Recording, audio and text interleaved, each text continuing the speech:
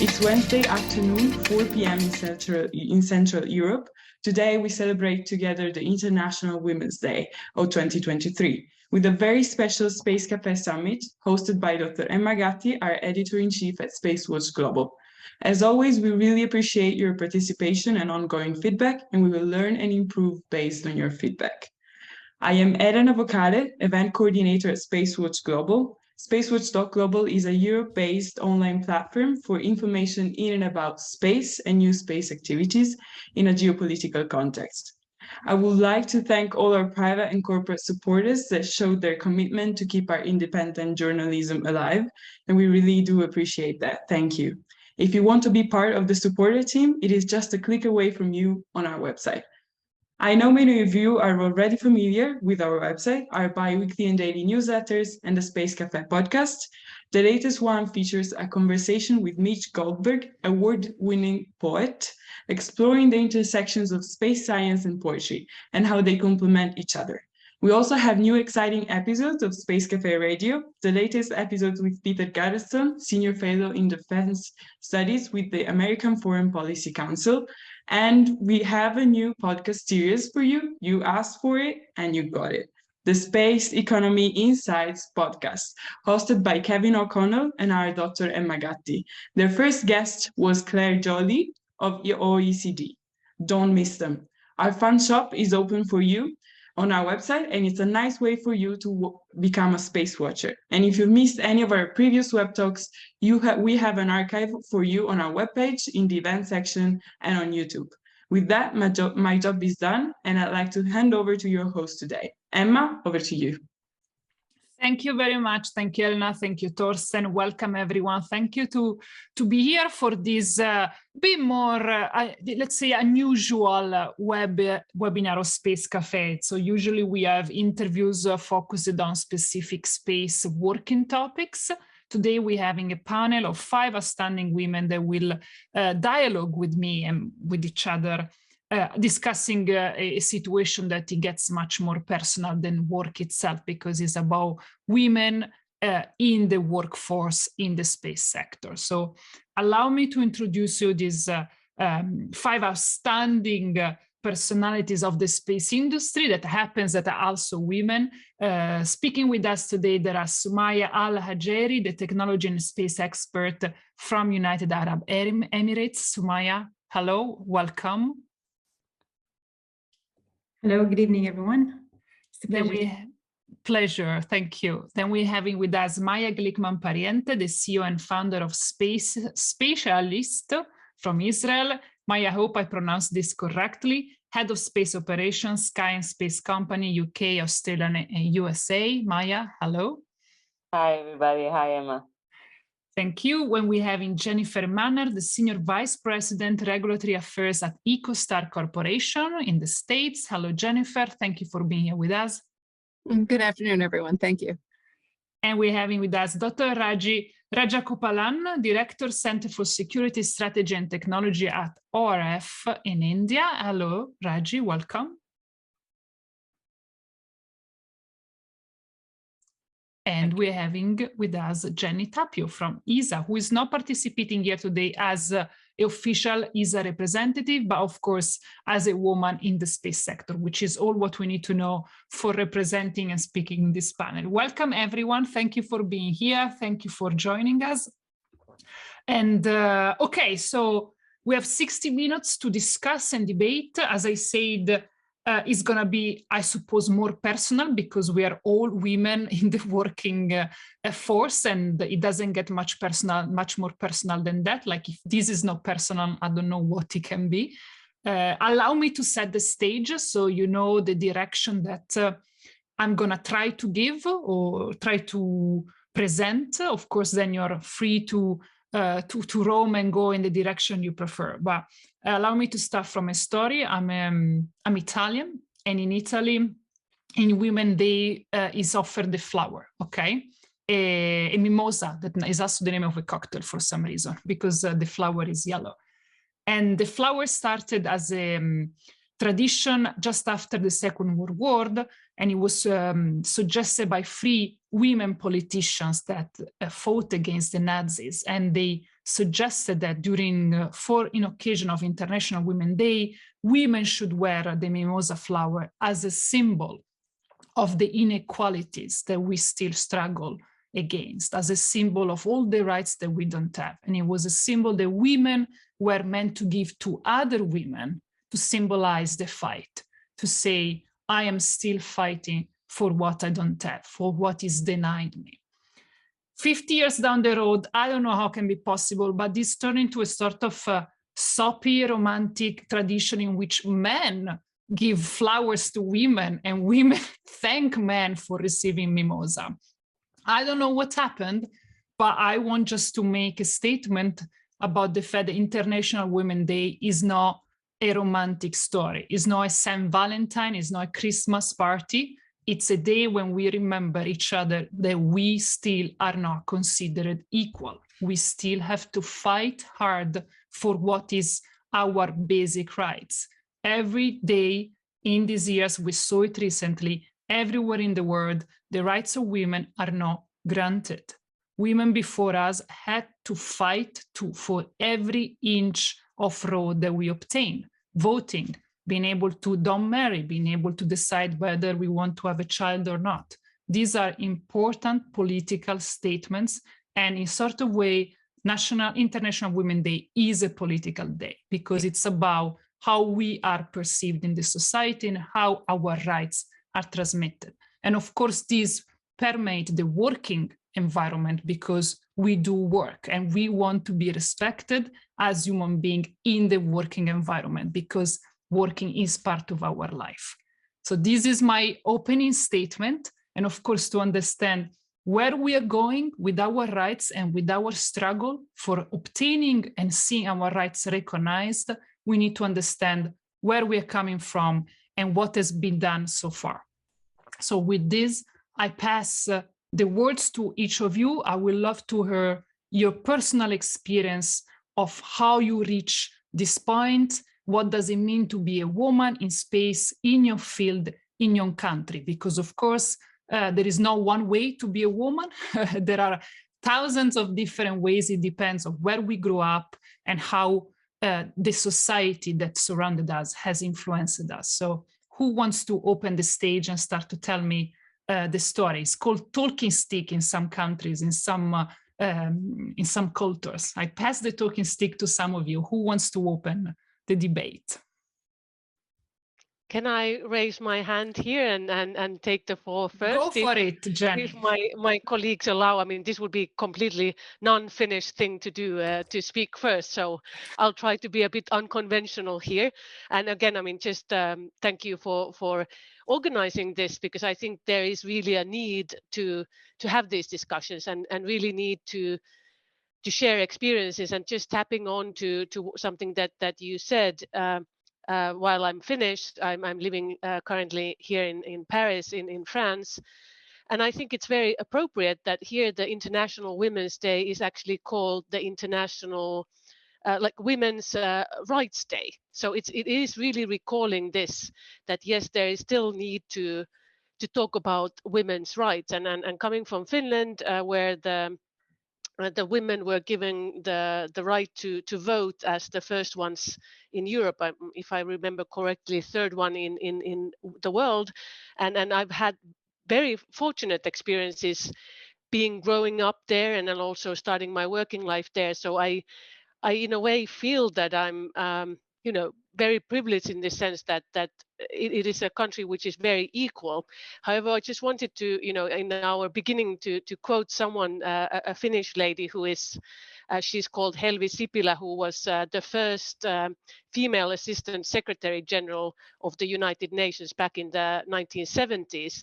And she used to always say this, that the world was found by Christopher Columbus, if you will, if you want to use that term, in the 15th century, but it took another 500 years before the half of the humanity was officially recognized. And now we are working on exactly on that basis, and then really now it's our duty to take this message forward and make sure that the entire humanity is really taken as a whole. So maybe just with these opening words, my stick can be passed on to someone else. Thank you, Jenny. Who wants to pick up the talking stick?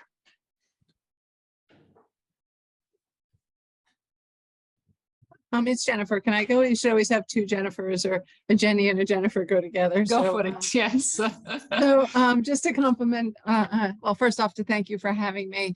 I kind of wanted to just start with, I was extremely lucky when my first job was at the U.S. Federal Communications Commission, and I was very nervous, and I was put into an area that was not my expertise. And I went to my boss and I said, I'm never going to know anything. And at that point, it was still a very male-dominated world, telecommunications. I'm more on the telecom side than just pure space. She said to me, and this was 1992, don't worry, Jennifer, in 6 months, you'll know as much as any fat middle-aged white man. So that's something that I've always remembered, and I appreciate it, because remember, we came from a monopoly environment here, as many of you did, and that was the tradition of both. The FCC was just starting to get more dynamic then. And I would say in the United States, I'm blessed, actually, besides having a number of Jennifers who are in the satellite industry. When you look at our trade association here, the majority of people on the board are women, which is great. But I want to focus for a second internationally, because in 1995, I started going to the International Telecommunications Union, and there were 18% women at that first meeting. Unfortunately, the last statistic I have is from about 2015, 2019. It was still about 18% women.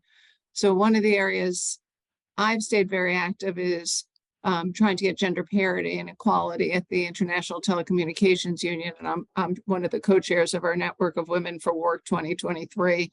And we are in the process of trying to get a resolution through. We are the only ITU sector today, the radio communication sector, that doesn't have a gender equality resolution. And I will tell you, it's an uphill battle. But I think we are working really hard. We're working really well together, not just with other women, but across delegations, and very hopeful that we'll be able to achieve that. But that's, so from over, I can't count, over 25 years, and that I've been participating. And while I think we're seeing more women, we still have only had one. Doreen Bogdan was the first woman to become Secretary General of the ITU. We were thrilled that happened. We still have 3 male sector leads. We've only had 1 woman chair a WRC. We have, I think, our first or second woman chairing the conference preparatory meeting. So we're still making strides. So while I think, a number of countries are making great strides, I know the Finnish delegation is well represented with women, as is the US. I still think we need a lot more work. So I'm trying to encourage people to get involved. And so I would say you still have to keep on fighting. Thank you. Thank you, Jennifer. So we heard the US and Europe. I think it's time to hear another perspective. Sumaya, I would love to hear the perspective from the point of view. I saw actually Raji raising her hand, so if she wanted to go for it. Sorry, Raji, go for it. I don't see the panel because I have a very small video at the moment. Sorry. No, not at all. I can go ahead before me. It's fine. Let's not be super polite like classic women. Absolutely. Absolutely. We do tend to be overly sensitive. Exactly. But I think, thank you for this terrific panel, and very happy to be here to talk about some of these issues of women in space, women and space.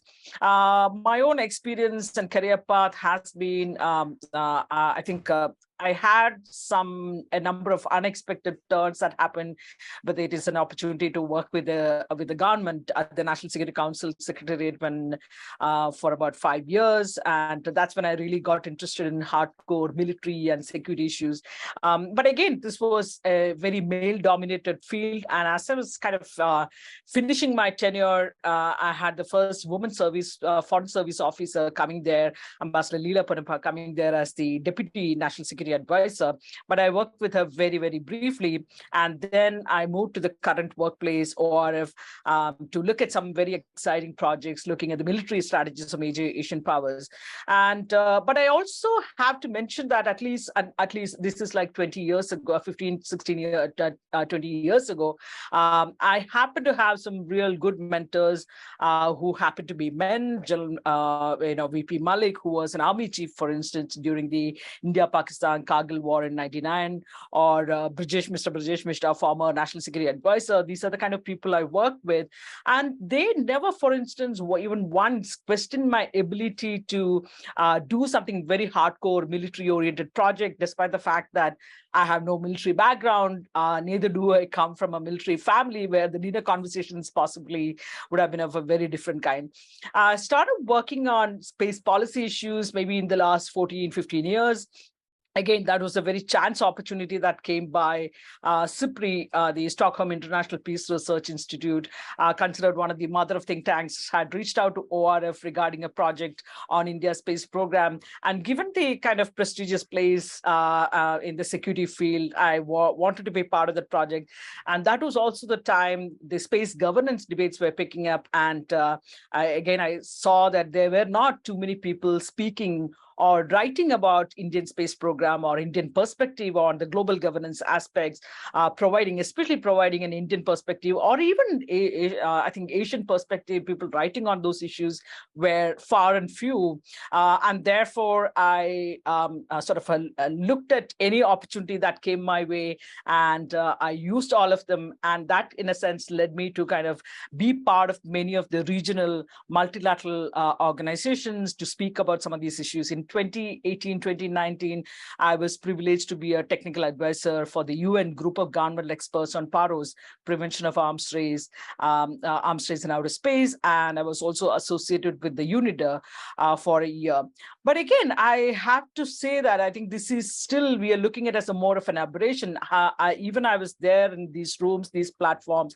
How many women are there out there? And how many women have managed to break this kind of barriers to get to wherever they are, wherever they make it to, in a sense, in a fairly male-dominated rooms and platforms and kind of things. So I think there is still a certain amount of blindness that exists. It is undemocratic. It is deliberate, maybe not self-consciously, but deliberate, but it is still deliberate to keep women out of these debates. And that has been part of my experience in the last 15, 20 years, or even I think that is still a problem. But I think there are signs of sort of encouragement, signs to feel excited about. For instance, my center, the Center for Security Strategy and Technology, we are a 6-member team. All of us are women. It's a women-led, completely led department at center. But again, this is more of an aberration. There is more of an exception. It has not become the norm as yet. So there are more and more women, younger women coming into the field. But I think there are a couple of problems that are still coming in the way. That is, you do not have women in leadership position, women who can take on a mentoring role and kind of things. So I think that's still, and there are men who are ready to pull you down to make you feel that space or technology related issues are very male dominated, and that women cannot undertake research on these kind of topics, or do kind of engage the conversations on these kind of topics. And of course, if there are not enough women, they struggle to feel that what they perceive is correct. This is the problem of being isolated in a male-dominated environment. Exactly. Yeah. Sumaya, someone wants to tell us their own experience, the perception, the uphill struggle. Yeah, sure. If I may start. So I'm from the United Arab Emirates. The United Arab Emirates, if you know about it, it's a very recent new country. It was actually founded in 1971. And the first university, which is the UAE University, was founded like 6 years after that. It was founded in 1976. So you can see the country is very new, it's very recent, and the generation, the education system, everything is quite very recent. And I was just looking into the statistics, and so it's quite fascinating, and I consider myself very privileged to be here. So today we have 66 to 70% of STEM graduates are actually women, and that's quite fascinating. We have 77% of university graduates here in the UAE are actually women. So we have reached, I believe, a stage, as our leadership has been empowering this agenda for a while, we have reached a stage where the society is really empowered by women. So it's not the other way around. So you usually see that women usually are empowered by societies, but here in the UAE it's the other way around. So societies being empowered by women. And if you compare the statistic as well, since I love numbers a lot, I'm an engineer, 1/3 of government employees here in the UAE are women. The Prime Minister office, 50% are women. But while in the private sector, around 28% is the woman participation percentage in the private sector, which is quite low. And there are so many reasons. The first one is mainly the government empowerment, the government prioritization of the women agenda here in the UAE. So I heard Dr. Raji was saying that unconsciously sometimes women are kept out of the debate, while here are actually women consciously being grabbed into board memberships. So there's a law where every government board should at least have one woman as a member. The Federal National Council, 50% of the members has to be women. Also, there are, like, for example, if you look into the ministers, there's around 50% of ministers here in the UAE, or probably like even slightly less. They're women, and they are considered as role model for other women to have a career and be empowered as well. So quite fascinating being part of the UAE. I've been also looking into some of the global gap report by the World Economic Forum, and I can see the progress is slightly slow. So the global gap closed now, it's 68% has been closed. And that was a sample of 145 countries, where 30% only has really reported progress. I've been also reading one of the studies. So it was it made me realize how hard it is. The women empowerment agenda is quite hard, and looking into that report, so women represented only 12.3% in executive and leadership positions. And that's in a survey that included 33 international corporations since 1945. So made us really realize that there are more effort needed in that area.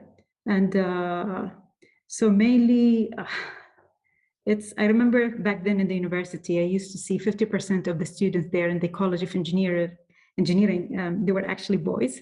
So, and 50% were women. And sometimes we count them in some of the courses. So quite in control here, probably in the UAE. Thank you, Sumaya. It's interesting, those numbers. I wrote down something, then I will try to sum up all what we say to move to the next step. Thank you very much. Maya, over to you. Yeah, so I can say that personally, I had really good karma growing up in a home where nobody told me this is boys' toys or these are girls' toys. And I was always encouraged to do anything that I really was interested in. So I think fortunate for me, but unfortunate for my country, I did a lot of things as a woman for the first time. I was the first electrical engineer. I was the first engineer, it's not an engineer, it's called a technician in the IEC, in the Israeli Electric Company. There wasn't a shower, there weren't clothes for me, there weren't shoes for me. I had to get everything from scratch because they weren't equipped for women. So these are things that I think that we as women, when we do it for the first time, it's not, for me, it was, this is something that I wanted to do and I can do it, but a lot of women don't see it that way. They don't see women around them. I'm not used to being in a panel where I see women around me. I'm used to being in a panel because I'm an engineer too. I'm used to being in a panel and in a room where it's mostly men. So as the first as a graduate engineer, when I started working at IAI, which is the Israeli aerospace industry, I really had to, I was the first satellite engineer woman, and I was the only woman in a room for many years, besides maybe a computer programmer or some other woman that might be even the secretary. So this is something that for me was was common. So I think it's sad. And I did see a wind of change because when I started my graduate studies, there were more women, almost more women than men. There were about 50% women, which was very unusual because engineering, aerospace engineering, it's a man's world here at least, and in many other places in the world, unfortunately. And I saw the wind of change start when I started studying, but still, I go to a lot of places, I work with a lot of companies, and I see that it changes, but it changes very slowly, like some of you have already mentioned it. And I still might be the only woman in the room when I go to technical discussions because there aren't enough women in this industry in general. So yes, there is a wind of change, but there is a long way to go. Thank you, Maya. Okay, so it seems like there is one thing that we all say. We still are an absurd minority. Like we are the only women on a panel of 8 sometimes, the only woman in the room, the only woman in the entire building sometimes. So we are still a minority, a minor workforce. Leading position, this is crucial. We don't want just to be the little ants that work for someone else. We need to raise to position that can have decisional inputs, decisional power. We need to become directors, presidents. We need to have that power that can influence who we're gonna hire, which is the direction the company is gonna take. And of course, the next step is that we need to own our own company. Because if we work in a company owned by men, and men decide who they're gonna hire, and we're gonna still keep being behind the lines, we're the one doing the job, and then someone goes on the stage and take the credits for what we do, that's still not enough. The luck factor. Many of you said, I've been lucky.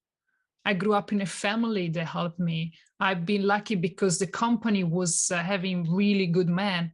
There's still a strong luck factor. If we are here, somehow, if we are women working in this very peculiar field and rose to such high levels, somehow we felt like, okay, I've been lucky. Partially this is true and it's unfair because it means that still the destiny of a woman is in the hand of someone else, which is a problem.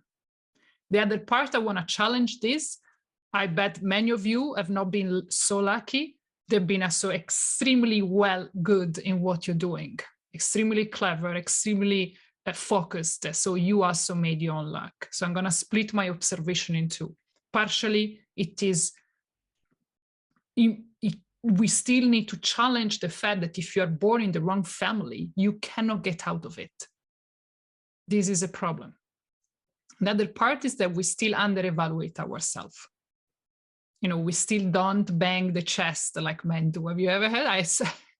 I know so many men that the first thing they say, I'm so good at it. You know, they're not being lucky. They tell you that they are just very clever.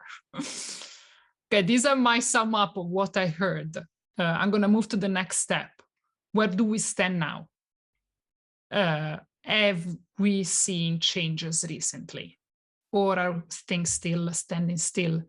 Jennifer, I know that you wanted to mention the fact that we have Doreen Bogdan as new president of the ITU, as the new head of the ITU. Is this a step in the right direction? Is it a symbol? What still need to do? So, and I was a huge supporter. I'm a huge supporter of Doreen's. I think she's very competent. But one of the things I was very concerned of in her campaign was the focus of the women on that she was the first woman to have become the ITU Secretary General. And it really goes to, I appreciate what you say, Emma. You know, when my friends and I start to put each other down, we go, would you say that if you were a man? I'm like, go ahead and you kind of put yourself in those shoes, which is and actually, if you walk into the ITU today, there's an incredible sculpture breaking the glass ceiling, and you still need people to go first. So it's hard, right? And how much do you leverage being a woman? And is that so? I know in Germany, for instance, there's a certain percentage of women required on corporate boards. Is that the right thing to do? I go back and forth because you want women to succeed because they are competent, and I agree. I guarantee you, every single one of us is here because I had a great father. In 1972, my older sister wanted to be a brain surgeon when she was like whatever, and he brought her home, whatever real medical stuff. I mean, we were supported since a very young age. Exactly. But I don't think my sister would have become a brain surgeon because my father supported her. She would have become a brain surgeon because she was competent. And I think what you're saying is important. So I think it's great we have people like Doreen who are going first. We recently had our first woman vice president in the U.S., but none of this is because they're women. It's because they are the right candidates. And I think that's hard. That's why I've always had a tension on women's groups and women's panels, because I feel sometimes you're saying, well, we need this because we need to be recognized, but we need to be recognized because we're competent. And I think one of the things, people who aren't competent shouldn't be promoted. I don't care if you're a woman, you're a man, you're a turtle, right? You are what you are. So I think a big challenge for women as we start to, and I do think there's some movement, even on corporate boards, you're starting to see a recognition that there need to be more women, but it's still very tokenism. So the question is, how do we cross over to this next level where it isn't, oh, we picked her because we thought we should have a woman and we wanted equality, we wanted to show that we're being equal, but it should be because this person is as competent as anyone else. And that's really what I'm looking for. And I wish I had an answer because I struggle with this greatly, Emma, but maybe you do. You're certainly smarter than I. The concept of competence is quite fascinating, because the problem, the circle of I think the reasoning behind bringing more women in and imposing that is that how do you judge competence? And if there are only men on a panel, they will judge competence based on men parameters, like you work 24 hours a day, you never sleep, something like this, and you bought a Tesla at the end of the month. And that's a fantastic way to be competent. I'm sorry, I'm stereotyping, of course. I apologize for that. Apologies for the men in the room. I don't want to make too many jokes on them just because I have the mic. But so the point, I think, in all this is that women judge competence from a different perspective. They bring in different factors. So you want to be judged fairly, and you don't want to be judged incompetent just because you're a fish that can fly. If you know what I mean. We have our strength, and this strength have to be evaluated as such, not as weaknesses. This is at least my perspective on the point of bringing more women in on a panel and forcing the amount of women. It seems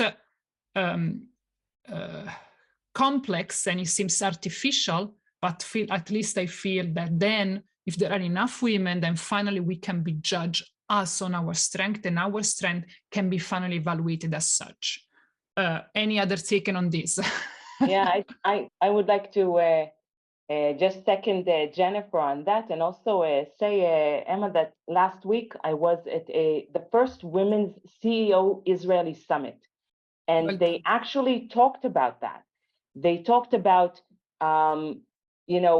getting women, having a percentage of women in the job, if that is the correct thing, to have a specific amount of women on the board. And there was one person who was actually from HR, and I really agreed with her. She was talking about what you said, Emma, and what you said, Jennifer. She said that we should, and I agree with her, we have to choose people according to their qualifications, and not according to their gender, if they're a woman or a man. But we have to do two things. We have to, like you said, Emma, we need that the persons who actually choose or write the job description or anything that has to do with it will have different criteria that are more general or less, like you said, men-oriented, because the amount of work I do doesn't say how good it is.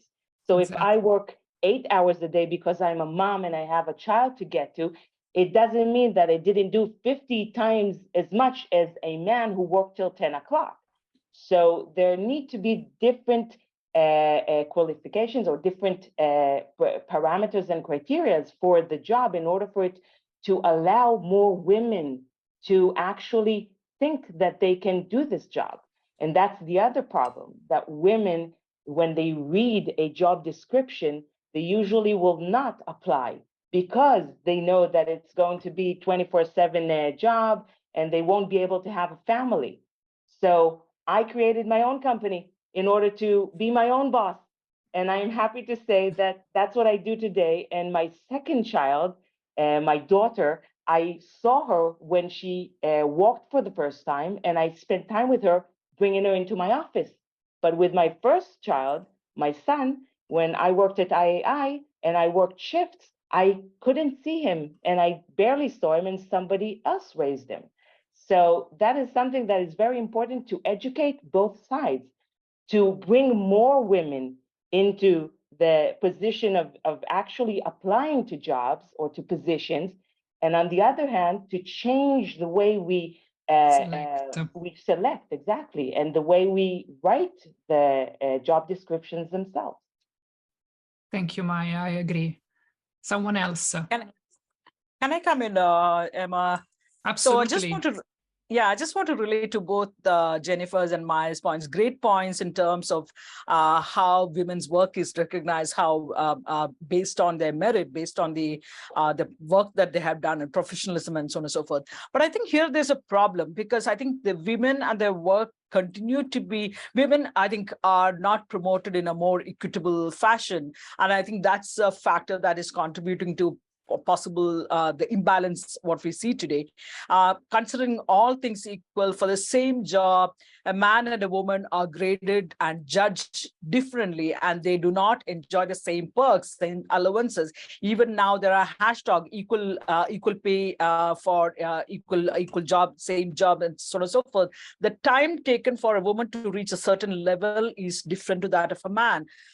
Women are also not considered capable of handling institutional leadership or managerial roles, therefore denying them even the opportunity to play a part. And I think these are realities, maybe not as much in the West, but I think even in the West, I think that's still a kind of a issue to work around. But I think it's very, very true in many of the, if you also look at some of the other think tank spaces or policy spaces, again, women do not take up jobs where that have possibility of a transfer job kind of thing. Women pursue their career only until they get married, or else I think it's going to be decided. At least in the case of India and a lot of Asian countries, I would think they would promote. They would work in a particular job where it would give them certain amount of financial independence, but that's going to be pursued only till they are married, or in case their in-laws, their husband, decide whether she should work or not. That's one set of issues to work. Second is institutions where the man has a transferable job, the husband. Women essentially, most often, they tag along wherever the man's job takes them, and not necessarily the women are kind of sticking to their career goals and how they want to kind of excel in their field and so on and so forth. I think that's one. As a third important factor, and I think this is especially so true in the think tank world, that employers do not do enough to invest in you, because most employers don't look at you as someone they need to invest, because they see you as transitioning into a married life, following the husband's career path and so on and so forth after a short period of time. Again, therefore, they do not see the need to invest and nurture your expertise. So essentially, you're perpetuating the same patriarchal expectations, and therefore they don't feel the need to invest in a woman. I think these are some very, very hard, difficult truths especially I have seen in India. I come from a slightly different, I had a very supportive family, and I continue to have a supportive partner. That's a different thing. But this, I think this goes for the larger society in India or even broader Asia, whether it is in Southeast Asia or even East Asia and so on and so forth, where women still, their career still comes second to men's career path and so on and so forth. Thank you, Raji. Completely agree. The point of the leadership is very true. I add to this the fact that we are not seen capable of leadership because the image of the leader is a man leader with very masculine stereotypical characteristic. So if you don't have that aggressivity, that kind of ego-driven leadership, then you're considered not capable of doing that. So that's something that has to be challenged. Not only more women leaders, but a different figure of what leadership means. I completely agree with you. Who else wants to add something? Sumaya. Yeah, thanks, Dr. Ima. It's quite interesting because I believe being competent is not enough, but it's really important to be consciously competent. And that's what we need. We need to make more women more conscious about their competencies and confidence, and that's through role models, just to change the image of what a leader is, the image of a man leader. So that's quite interesting and fascinating. The other thing that I would like to highlight is a practice that I have seen in different organizations, which is blue washing the women's agenda. And that's mainly just communicating what is not within the organization culture. Like you would see women empowerment committees and many other initiatives to empower women, but they are actually there as an image that just ticking the boxes that they are actually empowering women and doing the job, but they're actually not doing the authentic real job of implementing and achieving that agenda. So those practices need to be identified and somehow require, actually in any organization, a culture of any organization require, it's usually driven by leadership. And that's really important to make all leaders aware to avoid blue washing the women empowerment agenda in different organizations. So that's an important topic that I just want to share. Or be just called out, Sumaya. I completely agree with you. But like more than aware is like, hey, this is not acceptable if you just stick in the box and then women are not allowed to grow and to experience and to raise. Absolutely. That washing in general is irritating, either being pink washing, blue washing, green washing. I completely agree with you. But it is true. So it's not enough just to hire women to tick the box. May I just compliment on what has been said, maybe from, let's say, individual viewpoint, because of course appreciative of different frameworks and situations where people are.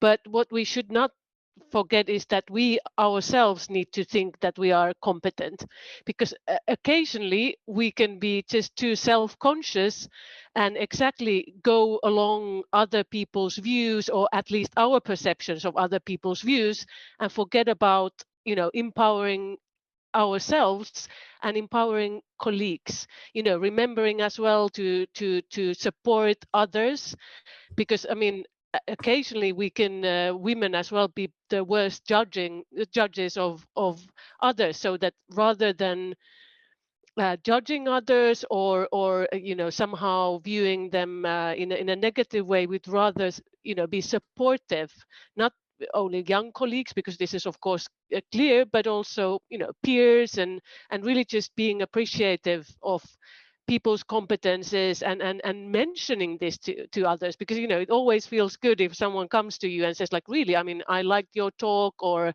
I appreciate your viewpoints, etc. So this is also empowering and really, you know, we have to trust ourselves to be viewed as competent. Go, Raji. I entirely echo with that. And I think precisely the reason why we need more women at leadership levels so that they can, and I think some of the things that we need to take a lead, promote more women in your conversation. And it's something that is very, very reflective of today's panels. So whether reflecting more women in panels, conferences, and of course, some of the reference bias. So that can be rectified if women bring out the work of other women who are in the field. Similarly, call out and promote women who have done well, encourage them to, even if they are youngsters who are starting out their career or mid-career, call out, promote women who have done well. Also, I think bridging some sort of a national divide. Women face difficulties everywhere. In that sense, women's difficulties are there for transnational. So their ability to reach out to other women across boundaries, again, creating linkages across the world and so on and so forth. I think those are extremely important. But talking about confidence and kind of thing, a man would never start off in a panel discussion if he wants to intervene. He would never say, oh, I'm not sure this is the right question to ask. But a woman, more often than not, they would start, I don't know if this is the right question to ask. I'm not sure if this is the right thing. But men never lack that confidence. So I think that's something, again, we need to kind of, we need to have that confidence. But I think the thing that you need to have is also the courage of conviction. Let's not go with fashion, but I think we need to be convinced about what we are really passionate about, and that passion and courage of conviction, because whatever the space or other areas that we choose, I think that's an area that you're going to spend time for something like 3 decades of a career. So we need to be very sure about the path we choose and developing that self-confidence. And of course, that comes from the courage of conviction. Then you're certain as to why you're doing what you're doing. Find also mentors, but also a own peer group, a support group, a group that you can always lean on, because I think the field of tech and security, and for women, it can get lonely. So finding your own peers is equally important. Finding your own group that you can kind of work with and talk to, and so on and so forth, relate to in a sense. Thank you. Thank you, Raji. I'm going to throw this question in the ring. Where is this lack of confidence coming from? We all have it. It's like epidemic, like literally half of the population of this world has it.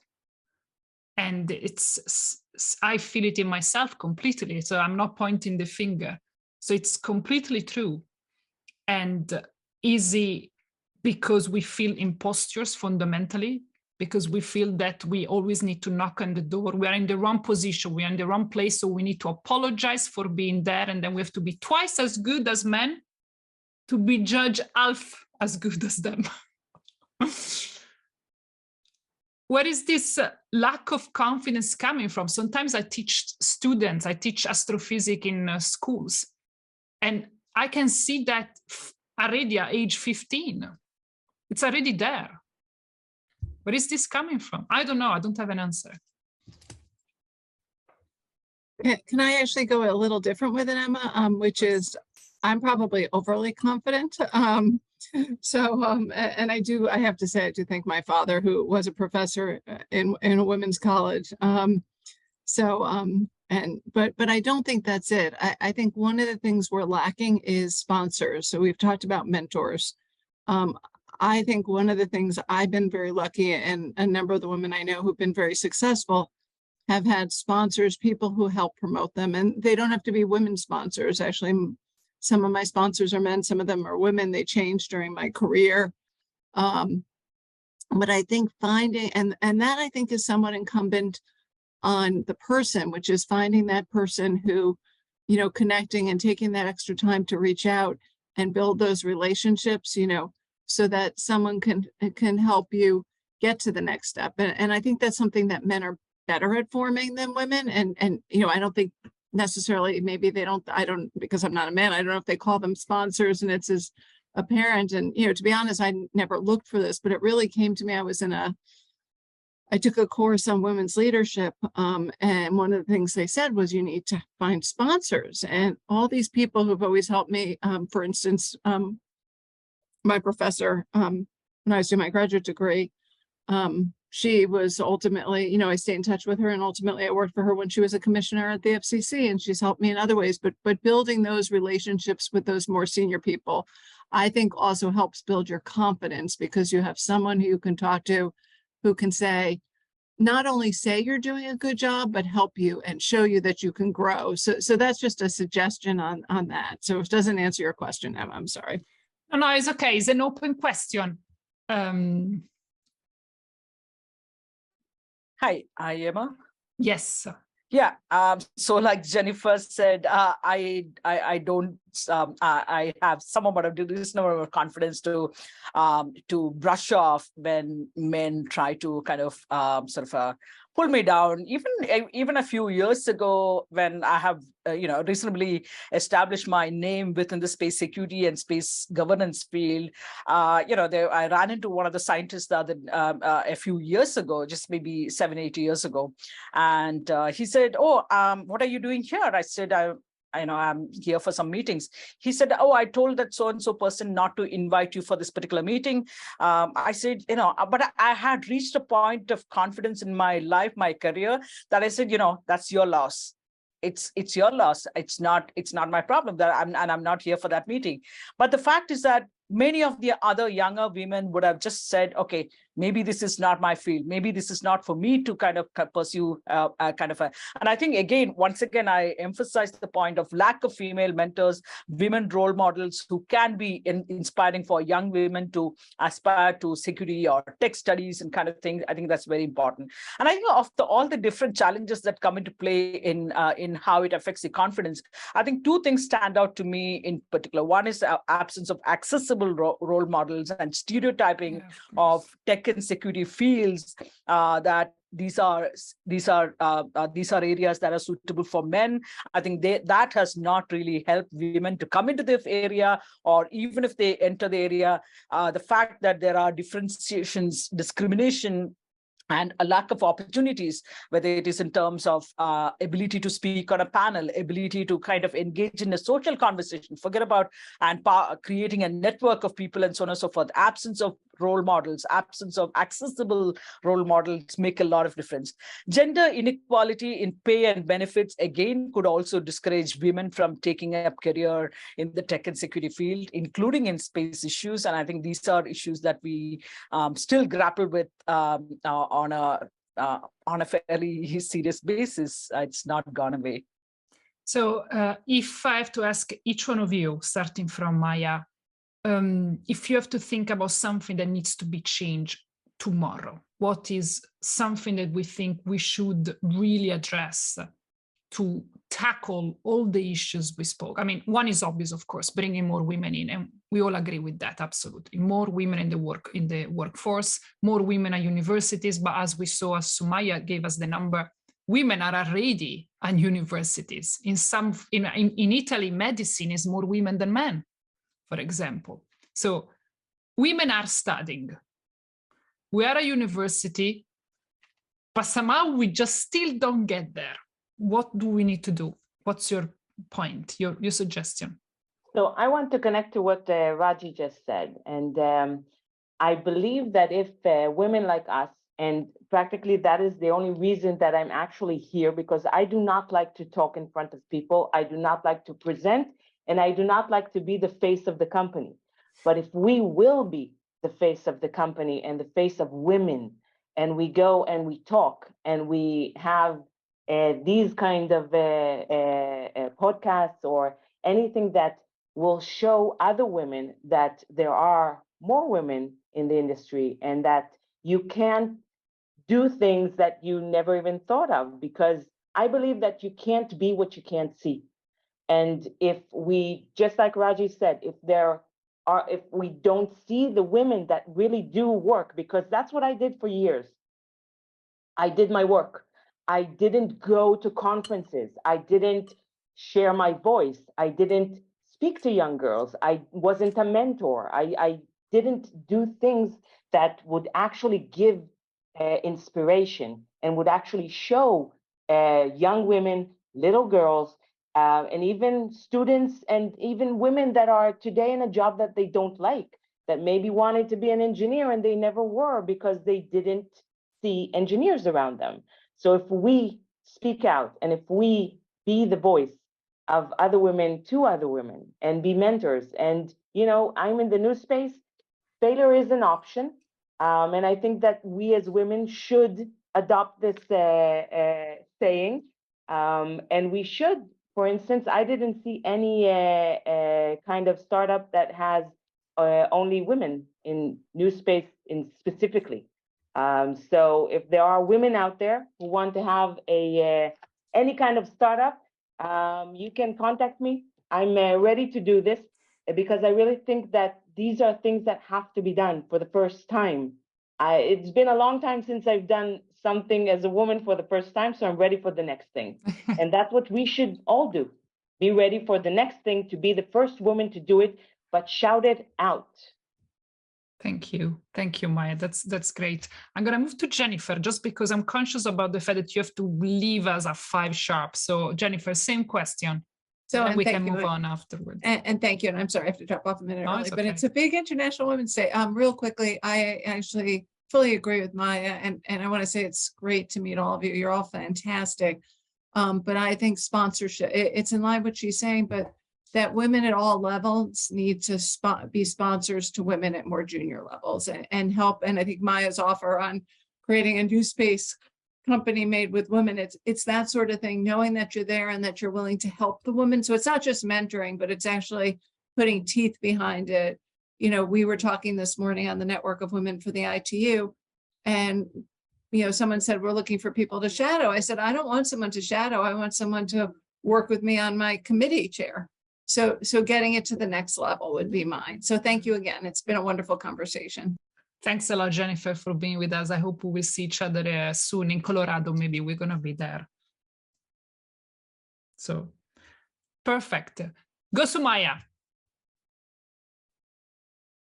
Hi, Dr. Emma. Just want to end up with a very great thought. So as women to improve, we might need sponsors, mentors, role models, so that we can look up to and change our perspective of the image of a leader, being a man. There's a very good book I actually read. It's called so most women here, they act like a man, but they think like a woman, but it should be the other way around. We should be proud of our feminism.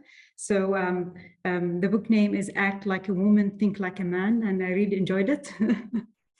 So that's really key important factor. So we shouldn't be acting like men, but we can just be proud of our feminism in leadership. And that's something I would like to end with. Thank you. Thank you, Sumaya. By Jennifer, who just left us. So act like women, not like men, not like women that pretend to be men. That goes back to this question of values, like bringing up our values and for being then evaluated as worth as men values. Absolutely. So that's the problem of women trying to step up and act like men because they feel that their truth is not recognized. Jenny, what do you think? Okay. Well, Raji, please go ahead. I can totally wait. No. Please. Okay. No, I just wanted to, I think there was a quick question also. I think somebody put it out there, 3 to 5 attitude problem we mentioned. I think I'll start just with one. And I think that's the first thing about including more women in the panel, because I think most of the time it's the men who are organizing these panels. By and large, I'm not talking about, there are so many of us who do this on a more regular basis, but by and large, when you look at it, it's men who do this. And they are going to pick up the phone. They go through their social network, immediately pick up the first 5. So, okay, I know him very well. I can just pick up the phone, talk to him, send him a WhatsApp message. He's on board. So, but how do you go beyond it? You need to do a bit of a hard work. You need to create a sort of, and I think there are several people who have tried to kind of crowdsource information of women who work on different themes, at what levels, within what fields, whether they are a diplomat, whether they are civil society, and what kind of a professional background that they come from and what are the subjects that they deal with. So there is plenty of information available. You don't have to struggle to find women working on any aspect of space or any aspect of security issues. So if men can take that extra effort in going out, searching for those women's name, you can do it. And you can include more women voices, women panelists in your thing, women citation, their work citation gets a better representation, better citation for their work. I think all of these are within the realm of possibilities. So I think that's one issue. I would say just get off your phone, social network immediately and start going beyond. A little bit of hard work is required if we have to make the difference in a sense. So thank you, Raji. I agree with you. I add something to this. Sometimes women are the first that they don't want to go on stage. They don't want to go out. Going back to what Maya said, like, I can speak about my personal experience. Like, Torsten has to drag me out and bring me to conferences. I would happily be the editor, the invisible editor-in-chief that you never see. And he drags me. He's like, no, you coming with me. So I relate with everything that's been said. So from what you say, Raj, is very true. We should step out and we should represent each other. And what Maya said is also true. So I have sometimes a tendency to do exactly what should not be done. I disappear in doing my job. I don't want to talk to anyone. Don't talk to me. Jenny, what do you think? No, I just, in a way, wanted to also say that let's not, in a way, require too much from ourselves. I mean, let's say you are more than someone who prefers to do more, back office things or whatever. I mean, we are all the time saying that, yeah, we should do more, we should do this and this and this. In a way, we should be comfortable in whatever we want to do and however we want to take up our careers. And not necessarily we always have the time. I mean, many will have, the family to take care of, etc. Can you really require 150% all the time from yourself? And there perhaps it really is the key is that we work together so that we support one another. The other one is, taking care of the family. The other one goes to the conference and briefs the other person or, shares the networks. Make sure that the other one is as well connected as the person who is able to make that extra mile at that point. And as well, maybe having this, I totally understand the comments on, not necessarily have quotas or this type of like representation of women in boards for the sake of it.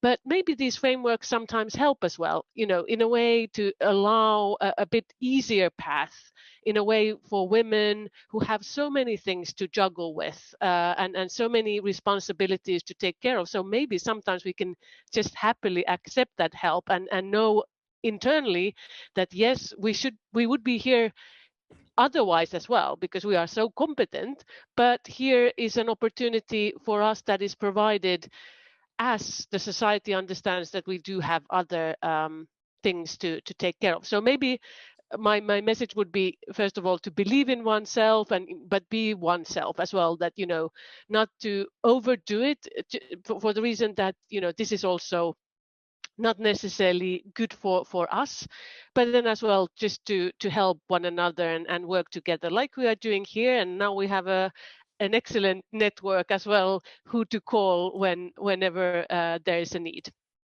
Thank you, Jenny. I'm going to throw my last one, my opinion. Children care, equal sharing of children care at home, equal share of work, of unpaid work in the house. I think it was a research of the European Commission from a couple of years ago, and they say that women, this was about Europe, so I'm sorry about the fact that it's skewed towards Europe, but except the northern countries like Finland, Sweden, like in Southern Europe, the situation was dramatic. Like women do something like 84% of the housework.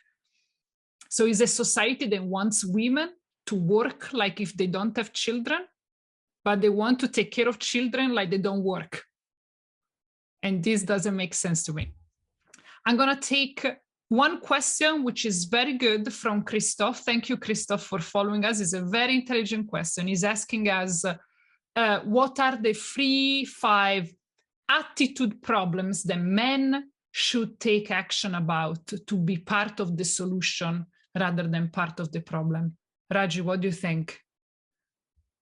So I suggested earlier, sort of responding to this question, and I think that's the making that a special effort, extra effort to go out, look out for women's names, because I think there are a lot of individual folks have taken the effort of crowdsourcing information, putting together Google Docs, information of all the women in tech and security or women in IR. They are easily even categorized, and women from civil society, women from diplomatic corps, women from academia, think tanks. So they're all there. But if men can take that little bit of an extra effort to look out for these names, you can represent them, you can include them in your panels, you can include them the next time you're doing a conference.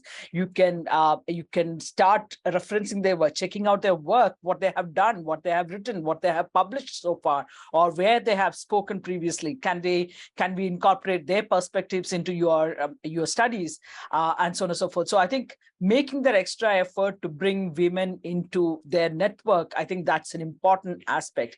You need to get out of your lazy habit of just scrolling through your phone and pick out the first 5 names, and mostly men. And I'm sorry to say, just get out of that lazy habit and make that extra effort to look out for the women who are making an impact on every subject that you can think about today. It's just not, there's no taboo for women, and the number of women who are doing exceptional work, whether it is in space, whether it's in international relations, security, all of that, there are plenty of them. So you got to make that effort to make them part of your conversations, make them part of your platforms. Thank you, Raji. Maya, what do you think? The worst thing that men keep doing and they create the problem? I second Raji.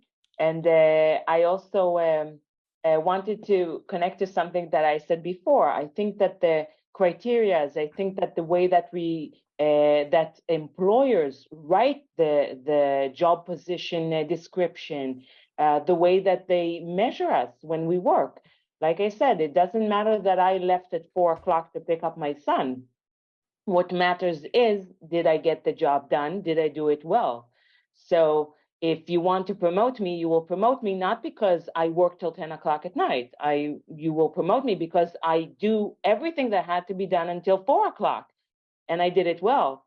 So the whole perception of how we look at women who do these jobs that, men think that require us to stay until 10 o'clock at night.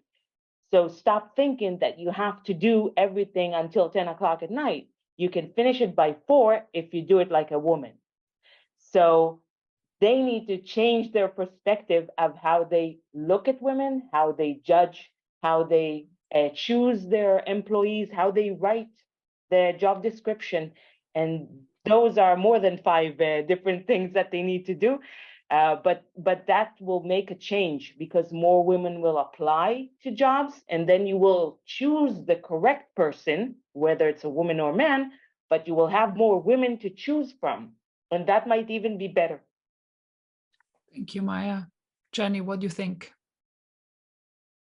Well, first, I think it's always a good advice that is a very old one, that treat others like you would like to be treated.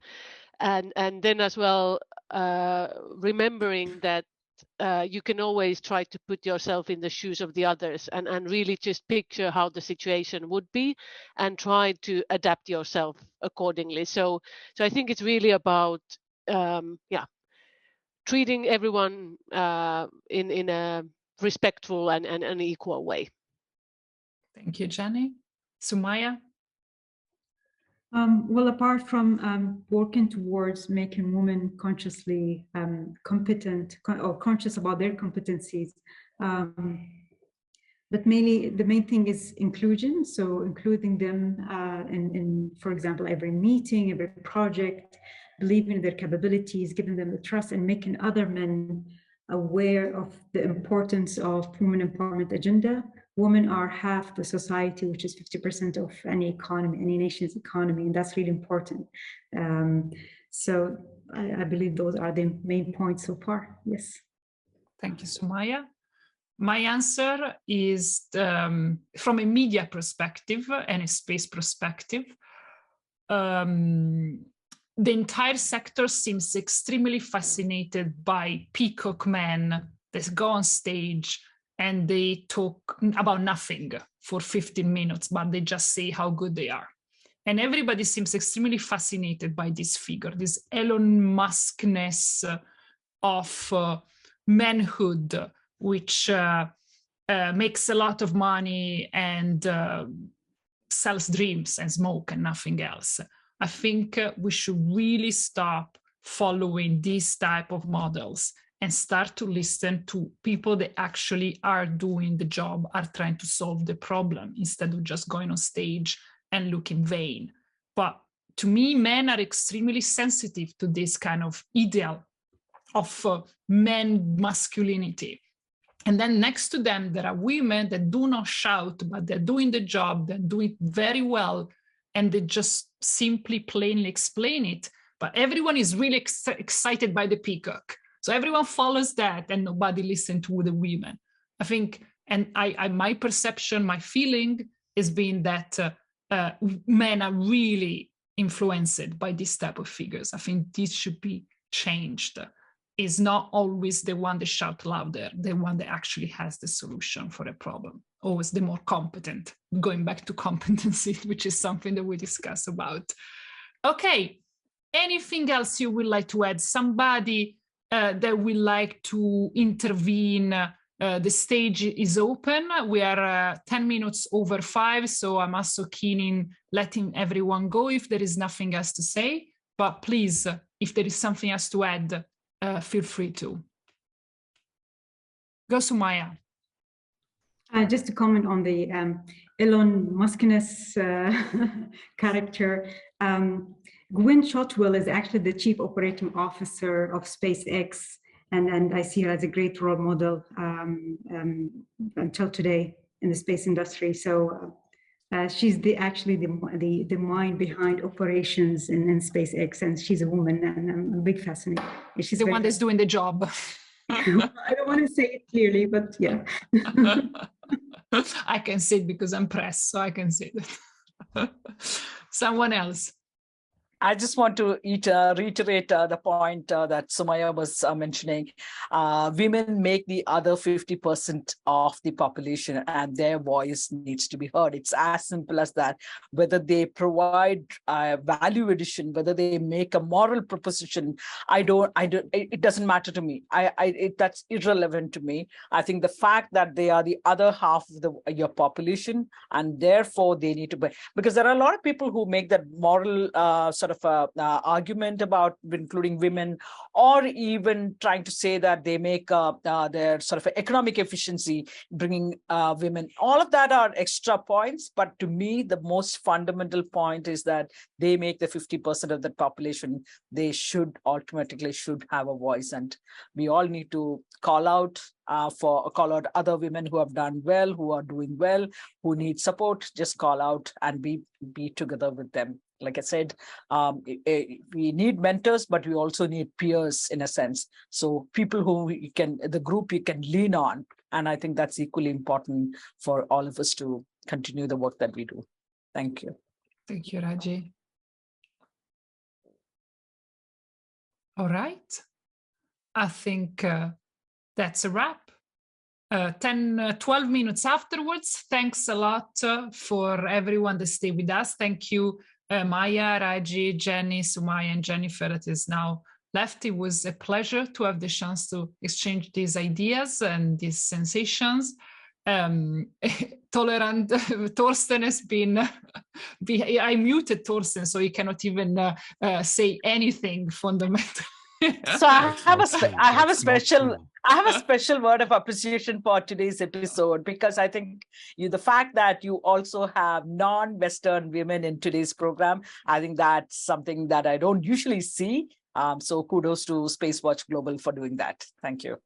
That's kudos to Torsten, I have to say, because we spoke about this and we specifically said we want a representation as broad as possible. We are European, but we are global in the true sense, and we really wanted to have the chance to discuss with women that do not have our same background. And Torsten having the most extended network that not even the FBI has, fundamentally, has been able to find immediate, speak about going beyond socials, it really has. We went through a search for this panel, and I'm really happy that it was so in a sort of diverse, and they gave us the chance to hear your voice and your opinions and your experience. So thanks a lot. It's been an honor for me to have the chance to meet with 5 incredible human being that reach so much, so inspiration. Maya, I might take up your mentorship offer, and it is so inspiring. And Jenny, we had the chance to meet each other before. I hope there will be other chances. Sumaya, I hope I will come to Abu Dhabi one day to visit you. And Raji, I'm looking forward to meet you and perceive your energy from real life, from not just beyond the screen. Thank you. Thanks to everyone, and I pass the voice, the talking stick to Elena for our next episode. And Torsten, Elena, over to you. Thanks everyone for being with us and participating to this debate. Let us know what you think and your thoughts, and join SpaceWatch.Global. Thank you. Thank you, Emma, and thank you to your panel. Before we say goodbye, let me remind you of upcoming events. So on the 14th of March at 4 p.m., we have our very special Space Café 33 Minutes with Maya Glickman-Pariente. Maya, are you excited to get your own show with Torsten? Well, I'm excited to talk about things that I love. So yes, I'm very excited that I can talk about the satellite operations, because that's my main expertise in the past almost 20 years. So you're just accepting Torsten. I'll let Torsten talk a bit. That's wonderful to hear. Thank you so much. Looking forward to that. On the 28th of March at 4 p.m. again, we have another episode of 33 Minutes with Gilles Rabin about the Franco-German space law and how it is going. On the 29th of March at 4 p.m. Central European Time, we will have to switch to summertime and join us for Space Café Black Ops by Dr. Emma Gatti and Dr. Namrata Goswami for the 3rd episode about space geopolitics and policy. And on the 30th of March at 4 p.m. again and 5 p.m. For Israel, join us for Space Café Israel by Glickman-Pariente. And on the 5th of April at 6 p.m., we're going to have our Space Café Italy. And the day after at 2 p.m., our Space Café Austria by Sabine Pongruber. I forgot to mention, I'm sorry, that our Space Café Italy is going to be hosted again by Dr. Emma Gatti, our editor-in-chief, and it's going to be a conversation in Italian, and Space Café Austria, a conversation in English. As always, all our events are going to be online on Eventbrite, and we would love to hear your feedback. So please check in with us on Twitter, Facebook, and LinkedIn. And don't forget to sign up for our daily and our bi-weekly newsletters. And if you'd like to treat yourselves to something special, become a Space Watcher today or help us in the supporter program. Thank you all very much for your interest today. Thank you, Emma, for hosting this very special talk. And thank you to your wonderful guests for participating. And thanks again to the entire team behind the scenes for doing this great job week by week again. Thank you, our audience, for joining us, and happy Women's Day for a brighter future. I hope to see you next week in future events. In the meantime, visit our website and follow us on social media. And don't forget, become a Space Watcher. Bye.